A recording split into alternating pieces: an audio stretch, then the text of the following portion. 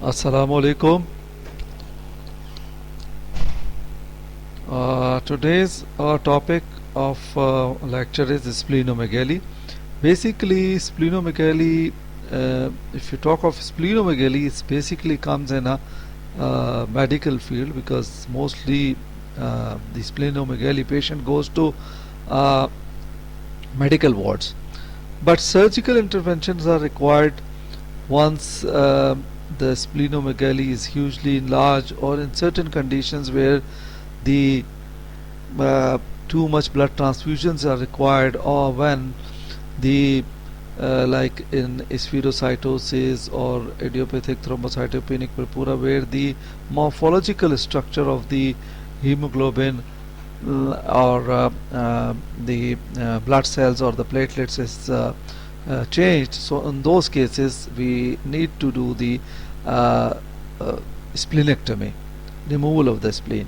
So we are, as a surgeon, we will going to discuss the splenomegaly as regards to the splenectomy. Okay. Spleen is the largest lymphoid organ of the body. It plays important role in red blood cells sequestration and immunity, storehouse of platelets, produces RBCs and WBC in fetus during gestation period and sometimes in adults. If we go in the anatomy of the spleen, it develops from the mesenchymal cells in the dorsal mesogastrium during the 5th week of gestation. Located between 9th and 11th ribs of the left side, and it is about 14 centimeter in length, 7 centimeter in breadth. Weighs about 150 to 200 grams. Accessory spleens called splenomegaly. The importance of splenomegaly we will going to discuss once we do the splenectomy, or we will discuss the splenectomy. There are 4 ligaments which are attached to the spleen. One is the gastrosplenic ligament, which is between the spleen and the stomach. Lenorenal, which is between the kidney and the spleen, and lenophrenic, which is between the diaphragm and the spleen, and splenocolic, which is between the spleen and the colon. Blood supply: splenic artery, short gastric arteries, veins, splenic vein. You can easily see the, or you can well recognize the arterial supply and the venous supply in this picture. Red pulp of the spleen, it is 90%, and cords and sinuses, its work is phagocytosis and open circulation. White pulp, articular lymphatic sheets and immunoglobulins. Functions of the spleen are cellular, pitting, culling, storage of the spleen, phagocytosis, iron reutilization. Immunological: synthesis of IgM, lymphocytes, tufts, opsonins, proprotein and interferon. Hypersplenism. Hypersplenism is a condition in which the spleen becomes increasingly active and then rapidly removes the blood cells. So hence the splenomegaly occurs, and in those patients where the hypersplenism is there, pancytopenia or a reduction in the number of the one or more types of the blood cells, maturation arrests, decreased red blood cells survival, decreased platelet survival. Normal spleen is not palpable, as we can easily recognize in a normal patient, where we won't able to find anything, any bulge beneath the left costal margin. Once the size is 2 to 3 times the size of the spleen, it gets palpable. So it means you will be having a palpable spleen in a patient who is having a 2 to 3 times the size of the spleen. And the way, if it is 400 to 500 grams, then only you can able to appreciate the spleen as an enlarged organ. Spleen size is not a reliable indicator of spleen function. Clinical features: mass in the left hypochondrium, notch which is palpable. This is one of the differentiating point between the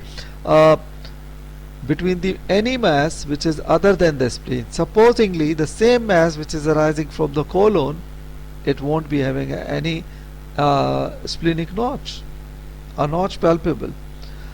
If the mass is in the colon, left splenic flexure, you can able to insinuate your finger between the costal margin and the mass.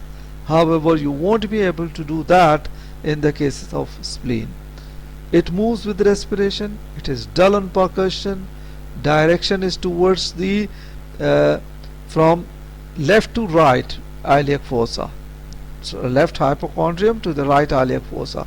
However, the other masses like the retroperitoneal masses or the colonic masses, it won't follow this track, so they may enlarge downwards directly to the left hypochondrium to the left iliac fossas. However, the spleen has a typical direction from left to right, left hypochondrium to right iliac fossa. Hook sign. This is also one sign which can able to, you can hook the spleen, and you cannot insinuate your fingers under the left costal margins. Causes based on pathological mechanisms divided into increased function, abnormal blood flow, and infiltration. Increased function: removal of defective red blood cells like spherocytosis, thalassemia, hemoglobinopathies, nutritional anemias, and early sickle cell anemias. All these are related to the increased function, and because of the removal of the defective RBCs, the different shapes or the morphological changes of the red blood cells causes the increased function, which leads to the hypersplenism.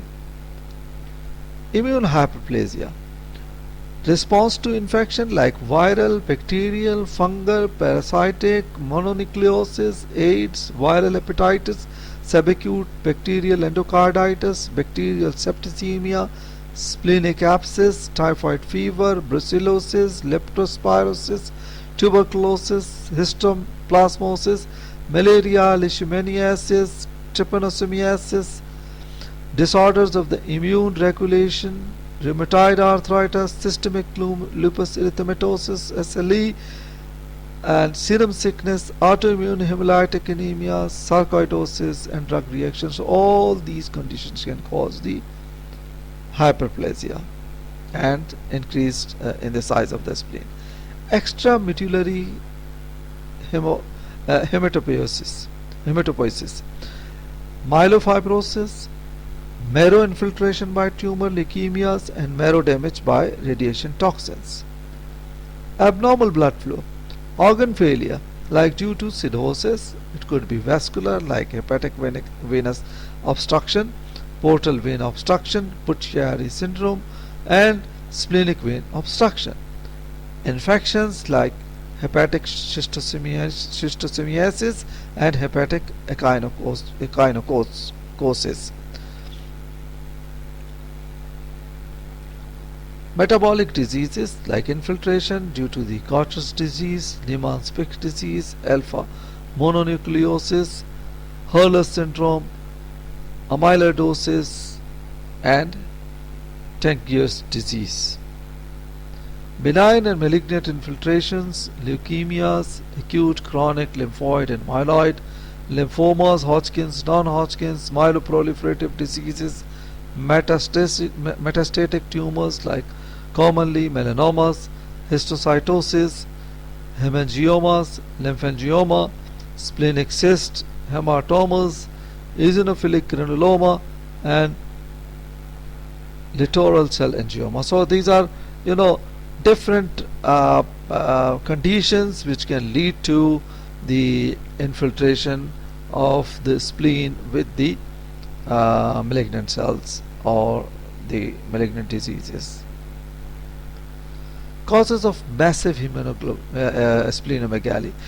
This is the condition which needs a surgical intervention. Your patient, if is having a massive splenomegaly, almost whole of the abdomen is filled of spleen, so your patient will be having a discomfort, will be having abdominal pain, whole of the abdomen, the bulky abdomen. So all those conditions needs the splenomegaly. So these are the conditions in which you have a massive splenomegaly, and that is leishmaniasis, Kala-Azar, chronic myelogenous leukemia, myelofibrosis, malaria, and primary lymphoma of the spleen. Splenectomy indication. There are few absolute indications in which the bleeding varices due to the splenic vein thrombosis, hereditary spherocytosis, massive splenic trauma, and primary splenic malignancy. As we know, all these conditions have needs a splenectomy, but especially a massive splenic trauma where the patient is hemodynamically unstable needs an urgent laparotomy. We're going to discuss this in detail later. Relative splenectomy indications are autoimmune hemolytic anemias, hypersplenism due to portal hypertension, ITP, idiopathic thrombocytopenic purpura, leukemia, chronic myeloid leukemia, lymphoma, primary hypersplenism, myelofibrosis, sickle cell disease, splenic abscess, staging of Hodgkin's lymphoma, thalassemia, thrombotic thrombocytopenic purpura, and radical gastrectomy involving the removal of the spleen. As we have discussed in this thing, the gastrectomy, in the carcinoma of stomach cases, where we are going beyond the N2 dissection, like N3 and N4 resections, we need to remove the spleen as well, along with the whole of the lymph nodes which are along the vessels. Preoperative preparation, like all the cases where you wanted to go or you wanted to do the splenectomy, your patient should be optimized. Your patient should be having a grouped and typed blood, cross matching. The platelet should be arranged, should be administered preoperatively, should be in hand during the surgery, because during the surgery your patient might need the platelets transfusions, especially with the idiopathic thrombocytopenic purpura patient. In myeloproliferative disorders, administer low dose heparin as well, 500 units twice daily, and aspirin on the day before the surgery, and to continue this regime for 5 days post-operatively. Vaccines against the Streptococcus pneumoniae, Haemophilus influenza, type B, Neisseria meningitis, administered 14 days before operation. Orogastric tube is used during the operation. Now these vaccines are very important, because your patient would be, after the surgery of a splenectomy, would be vulnerable for the streptococcal infections. So for those patients you need to give these vaccinations prior to the surgery. Now, what are the types of the surgeries, and how you will going to diagnose your patient before a patient who is having a splenomegaly? Now, if the patient, you will going to take a detailed history, and doing the examination you can able to appreciate your patient is having a splenomegaly, and whether your patient is coming in a group of absolute indication or in a relative indication. You are going to judge according to that, and then you are going to operate your patient.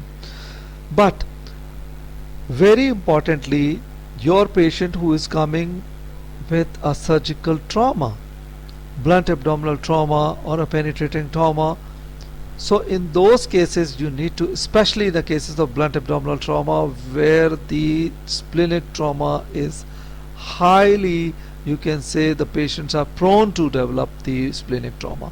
The solid organs, especially the liver and the spleen, going to rupture. So how you will going to diagnose? First of all, obviously you need to follow the ABC protocol of primary trauma care of your patient, or ATLS protocol. On the basis of that, first of all, you are going to assess the airway, breathing and circulation. After maintaining these three things, you are going to see your patient is optimized with the or resuscitated with the IV infusions or the blood or not.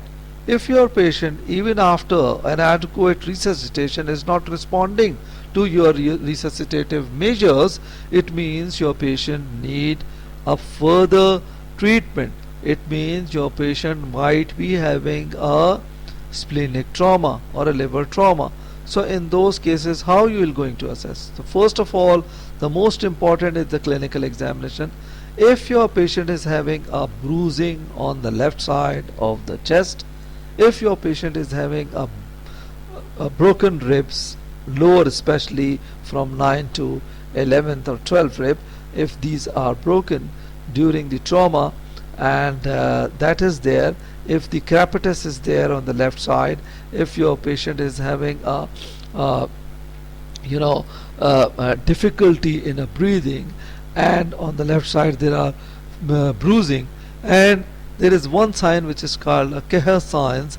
If your patient is along with all those findings which we have discussed, having a pain in the left shoulder, you can think of your patient is in a state of splenic rupture. Now, spleen could be traumatized or having a trauma of the spleen during the blunt abdominal trauma with grade 1 to 5. So it depends on the your grades of the injury of your trauma. You assess your patient and you do the splenectomy, especially in the stage 4 and 5 where the spleen is shattered or where the splenic vessels are injured. Now, the types of the surgery are open, laparoscopic and the thoracoabdominal approach of the splenectomy. You can give the obviously this you can do the open splenectomy by general anesthesia. Position should be supine. You can give the left subcostal or a midline. In case of trauma, you have to give the midline incision, or in case of the non-traumatic spleen, you will do the left subcostal incision. First of all, you have to mobilize the spleen. So mobilization is of the spleen to the midline by division of the lateral and the superior pole attachment. The splenocholic and splenorenal ligaments at the lower pole are to be divided. You can see in the picture that the diaphragmatic attachment of the spleen is being cut by this in this figure. Yes, in this picture you can see the splenic vessels are isolated. Once you can able to isolate the vessel, you can have a double ligation of the suture to the vessel and then divide the splenic vessel. Tail of the pancreas is displaced medially to avoid the injury of the spleen, injury to the pancreas, and splenic hilum is held in a way like this is shown in the picture. Spleen is held in a linorenal ligament only. Spleen is held by the linorenal ligament only. A nylon bag is used to retrieve the bag brought near the epigastrium. This is the case where you are doing the laparoscopic splenectomy. Nowadays, as you know, every type of surgery could be done by the splenectomy, by the laparoscopic procedure, depending on the situation. Mostly the spleen which we are doing in an elective procedure, we are doing the laparoscopic method, but the traumatic spleen should be removed by the open method, because you don't know how many other organs along with the spleens are damaged. So that could be assessed properly by the laparotomy, and you can assess the rest of the organs, like along with the spleen you can able to assess the liver, the colon, the small intestine, and rest of the structures, kidneys as well. So in traumatic cases it is advisable to do the open splenectomy. However, in the cases of elective cases, like as we have discussed, the cases in which the relative or the absolute indication of splenectomies are there, in those cases we can choose between the open or a laparoscopic procedure. The laparoscopic procedure is always a better procedure because of the less pain post-operatively, because of the less complication of the respiration, and the atelectasis, the chances of atelectasis would be less. There would be more acceptable scar. There would not be a linear scar. Patient would be having only 2 or 3 or 4 5 and 10 millimeter small incisions at different places, and by which the port could be passed, and then you can able to do the splenectomy. And post-operatively the chances of adhesion would be less, the chances of intestinal obstruction would be less, the chances of the wound dehiscence and the wound complication would be less, because it is having the laparoscopic procedure would be having a smaller incisions and acceptable incision. The early resume of activities, the less hospital stay, the less chances of deep vein thrombosis and pulmonary embolism in the cases where you perform the laparoscopic procedure as compared to the open procedure. So the best method to do the splenectomy is the laparoscopic method of doing the laparoscopy splenectomy rather than the open method. So this is the way that you can brought the spleen out by a nylon bag to retrieve the spleen. And first of all you do all the you cut all the ligaments by the laparoscope, with the help of laparoscope, by diathermy, and there is a special instrument like Lagashore which can cut and diathermize the ligaments and the attachments surrounding the spleen, and by that you remove the spleen and ligate the splenic vessels, and then do the splenectomy and take that spleen in this bag and crush that spleen, and then you can remove the spleen by the supraumbilical port, as this is shown in the picture. Common complication of both methods, like laparoscopic or the open method, is post splenectomy sepsis, increased incidence of pneumonia, septicemia, meningitis, because as we have discussed, all encapsulated foreign organisms the patient would be prone. So post splenectomic sepsis could be prevented by giving the prior vaccination to the pneumonia, Neisseria, meningitis, and other encapsulated organisms in order to prevent the post-splenectomy sepsis. Overwhelming post-splenectomy sepsis, it is about 0.8% in adults and high in children. So in all the patients there is one thing which could be done for the patients of those who are prone to having overwhelming post-splenectomy sepsis, especially the children.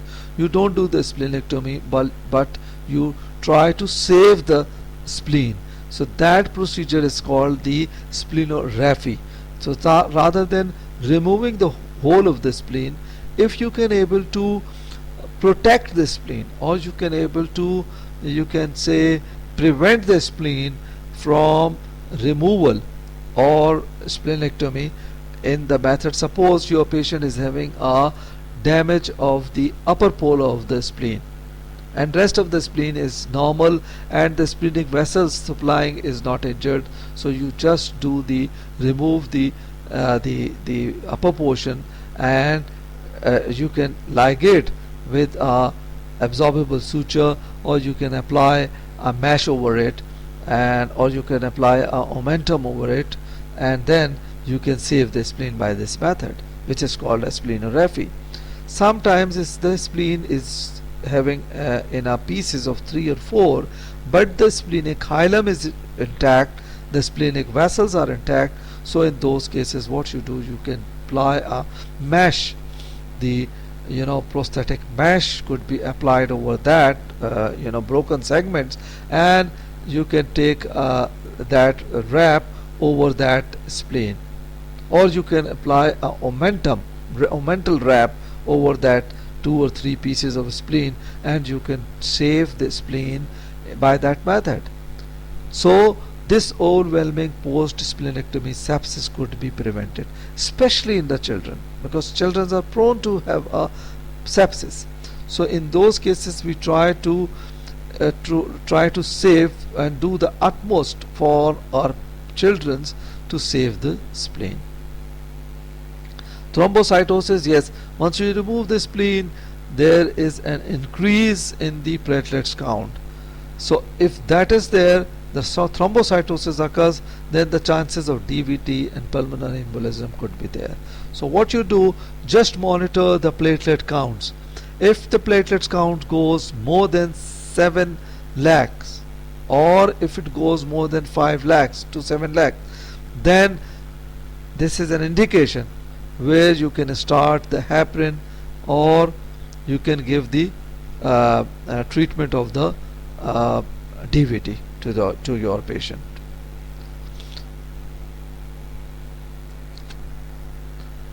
Post-splenectomy care, like you have to give a tetanus 1 dose, human papillomavirus 3 doses, measles, mumps 2 doses. This is especially for the children's, varicella, zoster, influenza. All those vaccination could be given to your patient in order to boost the immunization of your patient.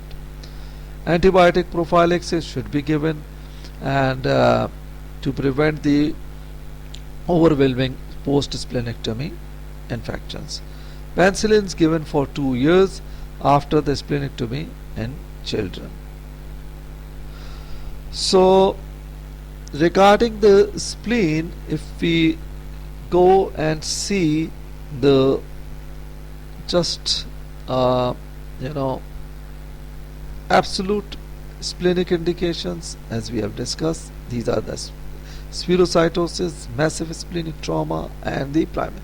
We have discussed the main splenic trauma because mostly our patient, for the commonly or generally the patient who are coming with the splenic trauma, we are doing more splenectomy in the cases of trauma than the cases of spherocytosis or ITPs or splenic malignancies or bleeding varices, because these are very rarely the patients are referred from the medical units to us, where they think after all the medication the patient is not responding, so they send those patients to us for a splenectomy.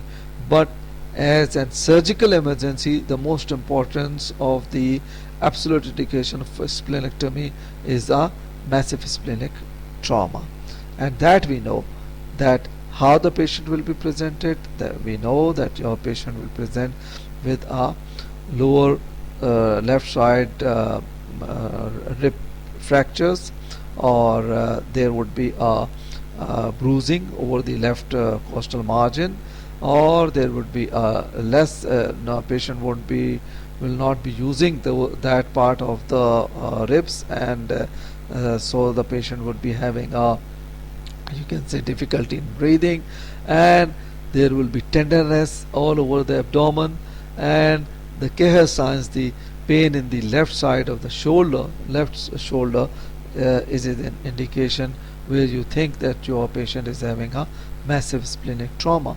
So if your patient is having a massive splenic trauma where the indication of splenectomy is there, you can do the splenectomy, and you have to do the splenectomy by open method, because if you do the laparoscopy, then the chances would be that you might miss some injuries. So it's better to do the open method of doing the splenectomy than the laparoscopic method. But all other cases where the elective splenectomy we are doing, we will going to use the method of laparoscopic methods. We have discussed the laparoscope. In both the methods, we have to mobilize the spleen by removing the surrounding ligaments which are there, and that could be done with the help of laparoscope or by the open method. We can take the spleen in a bag, and then we crush that spleen and remove that spleen through a nylon bag by the supraumbilical port, and by that way we can able to do the. And the advantage of splenectomy, we have discussed the laparoscopic one, are that the patient could be having a less respiratory complication, that patient would be having a less pain, cosmetically acceptable incisions, smaller incision about 5 to 10 millimeter at the umbilicus or on the left and right hypochondrium, and the patient could be having less chances of DVT, less chances of pulmonary embolism. Patient can resume the activity earlier than the open methods, and there would be cosmetically acceptable scars. And if we see the advantages of the other advantage of laparoscopies are that the patient could be having the most importantly, the patient would be having a less general complication as well as local complication with the spleen. We have discussed the common complications like post-splenectomy sepsis and overwhelming post-splenectomy sepsis. Especially we have discussed in our children that our patient would be having a very common infections are there, so that could be prevented by, first of all, we try to preserve as much as spleen which is possible, and that could be done by different method as we have discussed, like with the wrapping the spleen if it is in the pieces but the hilum is intact, in the momentum, or in a mesh which is absorbable meshes which are available in the market. And we can do the if suppose only the poles of the spleens are damaged and rest of the spleen is fine, just we can take 1 or 2 buttress sutures and apply momentum over it, and by that method we can do the splenography in those patients. So we can preserve the spleen rather than doing the splenectomy. We can prevent the splenectomy by these different methods. We have discussed different vaccinations are required for patients, especially for the children's, like tetanus, measles, mumps, rubella, varicella, influenza, zoster, pneumococcal, and hepatitis A, B, and meningococcal doses should be given to your patient. Antibiotic prophylaxis, it has controversial, but in children especially, long-term antibiotics are advisable to prevent the overwhelming post-splenectomy infections. Penicillin could be given for 2 years after splenectomy, especially in the children. So this is all about the splenectomy. As I have discussed that this is a more splenomegaly is a topic of a medicine, but we have discussed the splenomegaly in regards to the surgical intervention. So this is all about the today's lecture, and stay at home because still we are in a lockdown situation. So I would advise everyone to stay there at home and study at least 5 to 6 hours in a day. Thank you very much.